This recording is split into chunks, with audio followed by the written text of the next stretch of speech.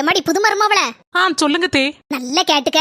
இனி எல்லா வேலையும் நீ தான் செய்யணும். அதுக்கப்புறம் யார் யாருக்கு என்னென்ன பிடிக்குதோன்னு பார்த்து பார்த்து சமையல் செஞ்சு அவங்கள நல்லா பாத்துக்கிட வேண்டியது உன் கடமை. சரிங்க தே. பாத்திரத்தை கழுவிரு, துணியை வாஷிங் மிஷின்ல போட்டுறாதம்மா, அழுக்கா இருக்கும் பாத்துக்க. அதனால கையாலே நல்ல பிரஷ் போட்டு துவைச்சிரேனுமா. சரிங்க தே. அதுக்கப்புறம் மறந்துட்டேனே, நல்ல சுருக்குன்னு மீன் குழம்பு வச்சு மீன் பொரிச்சிரேனுமா. சரிங்க தே. ஒரு வழியா புது மருமக தலையில எல்லாத்தையும் கெட்டியாச்சு. என் முவை என் காலையில இருந்தே போன் பண்ணல, என்ன ஏதுன்னு போன் பண்ணி கேப்போம். மக்களை ஏமா காலையில இருந்து போன் அடிக்கல?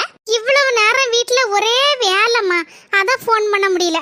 கல்யாணம் முடிச்சு போகும்போதே உன்ட்ட நான் என்ன சொல்லிவிட்டேன்? ஒரு வேலையை பார்க்கணும்னு சொன்னோம்ல, எல்லா வேலையும் இழுத்து போட்டுட்டு செஞ்சிட்டு இருக்கியா? உனக்கும் உன் புருஷனுக்கு மட்டும் சோத்த பங்கு துணியை துவை.